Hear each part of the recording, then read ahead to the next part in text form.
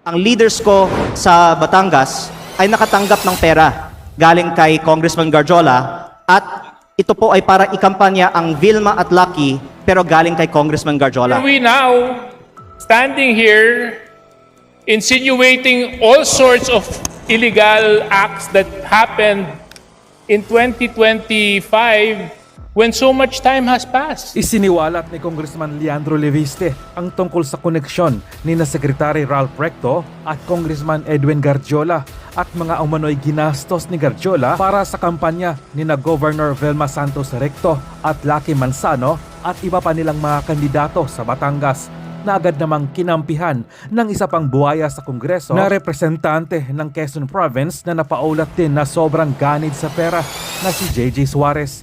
Tila nag-aabogado itong si Suarez kay Ralph Recto at kita sa mukha ang kaba nito dahil kasama din ang pangalan niya na nabanggit ni Leviste sa mga mambabatas na lumustay sa kaba ng bayan. Nagkampihan na nga ang mga buhaya sa Kongreso upang ipagtanggol ang bawat isa sa kanila dahil halos lahat ng miyembro sa Kongreso ay tumanggap ng mali-malitang milyones galing din naman sa buwis ng mga ordinaryong Pilipino.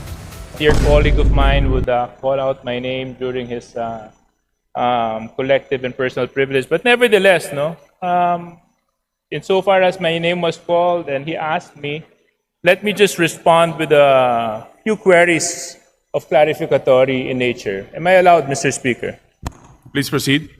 Kanina po na pinakikinggan ko ang pananalita ng ating kinatawan mula sa Batangas. Binanggit niya na may mga halagang ginamit sa kampanya. Totoo po ba ito? Opo, na ang mga leaders Meron sa po ba aking distrito- tayong Yes. ebidensya na magpapatunay? Meron po bang dokumento? Meron po ba tayong hawak na anumang sinumpang salaysay na magsasabi na ganito nga po talaga ang nangyari? Unang-una po, Or tayo po ba ay bumabase lamang sa mga haka-haka at kwento at text at mga Facebook okay, messages? ilang sagot po. Unang-una, sa campaign sorties, nakikita natin na may gastos. At ang punto ko ay tila si Cong Garjola ay may ginastos para sa campaign sorties ng Vilma at Lucky sa Batangas. Pangalawa, ang leaders ko sa Batangas, ayon sa aking isinalaysay, ay nakatanggap ng pera galing kay Congressman Garjola at ito po ay para ikampanya ang Vilma at Lucky pero galing kay Congressman Garjola. At pangatlo, magpatawag na lang tayo ng pagdinig sa Kongreso para ang mga ibang mga politiko sa Batangas at hindi ako ang pwedeng tumistigo tungkol dito. Mr. Speaker, tayo po ay nahalal bago 2025. Taon po ngayon ay 2026. Kung talaga pong may mga ganong nangyari na maanomalya o questions of irregularities during the campaign, were the proper cases filed in COMELEC? Were ethics complaint filed in Congress? Why are we now standing here insinuating all sorts of illegal acts that happened in 2025 when so much time has passed? Unang-una Now I po, question, Mr. Speaker, the timing of all of this. Now, I even find it a little bit offensive na pati ako babanggitin. But I'll tell you one thing, Congressman Leviste. Maayos kami sa Quezon. Wala kaming problema doon. ang sinasabi ko, In fact, mas, kami mas nagkakasundo mababa at ang gastusin sa nagkakaisa. Quezon. Walang kalaban ka naman sa nakarang eleksyon di ba? Congressman Leviste, Mr. Speaker, I'm sorry.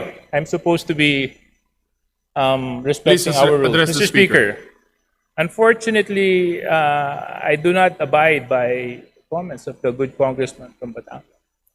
I think it's totally uncalled for and baseless. And in fact, it's downright hearsay for him to make such allegations. And if indeed he has factual basis in anything and everything that he is saying, there were proper forums to do the same, to act on those allegations, to make the necessary complaints. Why now? Why here? Mr. Speaker. First of all, I would like to manifest that I appreciate the help that Deputy Speaker Suarez has extended to me in my first term as a advisor and mentor. And I did not mean any disrespect earlier by mentioning that. My point was that mas mababa ang gastusin sa Quezon at Batangas at sa Calabarzon kumpara sa ibang mga rehiyon. Pero ang punto ko ay hindi ang ginagastos sa election kung hindi ang pinanggagalingan ng gastos na ito. Lalo na kapag lantaran ang kontraktor ay nasa campaign sortie at ako nga ay may personal na karanasan na si Garjola ay gumagastos para sa kampanya ni Vilma at Lucky. Mr. But in Speaker, terms of your question, why now? I would like to say that my focus has been on transparency and accountability on corruption in the DPWH and the flood control investigations. Kasi hindi sapat na i-disqualify natin ang mga ang mga kandidato na may vote buying sa mga eleksyon. Dapat kasuhan para sa pagnanakaw ang mga politiko kapag sila ay nahalal na. Kaya yun ang inuna ko, yung pananagutan sa korupsyon sa DPWH. Pero kung pwede ko pong banggitin din, ako po ay hindi sinungaling. Ayokong bulahin ng taong bayan. Lahat tayo dito sa plenaryo ngayon ay may kaalaman na talamak ang vote buying at umaabot sa daan-daang milyon on average at minsan bilyon-bilyon ang mga kampanya ng mga kandidato sa Pilipinas. Kaya kung sino man dito ang magtatayo at nagsasabi na kasinungalingan ang sinasabi ko na umaabot sa daan-daang milyon, at the very least, ang ginagastos ng ibang mga kandidato na nandito sa plenaryo ng Kongreso ngayon, hindi ako mahihiya na magsabi na sila ang sinungaling at ako ay nagsasabi ng totoo. Pero hindi ko balak buksan ng itong issue ngayon. Ang binubuksang issue ko ngayon ay bakit ang kontraktor ang lantarang gumagastos para sa kandidato, meron bang kapalit ang ginastos ng kontraktor na ito? Mr. Speaker, Deputy just- Speaker yeah. Suarez, please One- respond and we will wrap Yeah. up because One the 10 question minutes lang. has already expired. Please take note, Majority Leader. My colleague from my neighboring province of Batangas was right when he said that mag-iba siguro yung probinsya namin. Gusto ko lang malaman dahil sinabi niya mas mataas ang gastusan. Magkano po bang ginastos mo sa eleksyon mo? Actually, nasa Facebook po, namimigay ako ng libreng school supplies, ng libreng bigas pag may kalamidad, ng Christmas package, lahat po yan, personal ko pong gastos pag walang eleksyon. Magkano po? Nasa Facebook po, lahat ng ginastos ko at inanunsyo ko naman na ako po ay nag-donate sa aking foundation ng 6 billion pesos para sa mga estudyante at mga typhoon victims. Di, para Ako lang po maintindihan ko, Mr. Speaker, kasi, di ba, sabi... Ako po ay hindi Magkano ba sisinungaling. nagastos nyo? Dahil sinabi ko nga, sinagot ko na, ako ay may foundation na nag-donate ng... Ako ay may... So yung foundation ninyo yung gumastos sa kampanya ninyo na 6 na bilyon? Tama po ba yun? Hindi po. Ang sinasabi ko, ako ay may foundation na nagbibigay ng school supplies at bigas at relief So yung goods. foundation po niyon ay yun ang nagamit na Hindi yan ang paraan ginastos ko sa kampanya. Kasi patuloy akong namimigay pa ng tulong after the sa aking campaign. distrito. Opo. Pero kaya ako po binubuksan ito ngayon kasi wala akong itinatago. Naka-post sa Facebook yung mga ipinamimigay ko kasi yan ay hindi kapalit ng boto.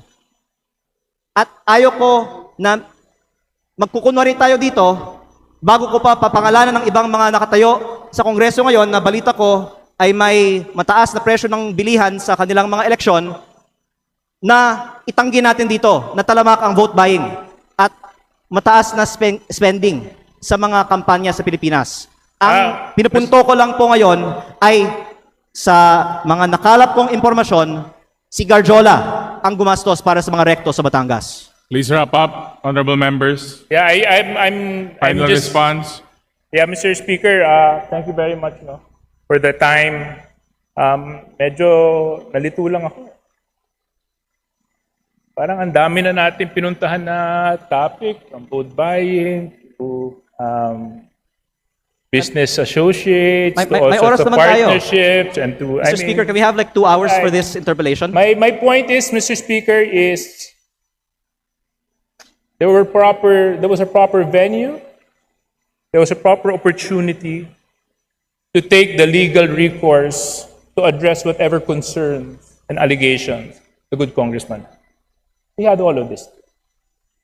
And I hope that we avoid grandstanding and taking opportunity of the podium and the bright lights of Congress to set aside our political interests and use the proper forum so that in such a way we can live by the rule of law and abide by the rules of Congress. Thank you very much, Mr. Speaker. Majority Leader. Mr. Speaker, would May like to I recognize continue my Congressman time? Terry Don of Bicol Sarok. Yeah. Before Mr. Speaker, we point of order, I finish believe this, I'm still since the time is interpolating. expired, the Honorable Ridon is given a few minutes.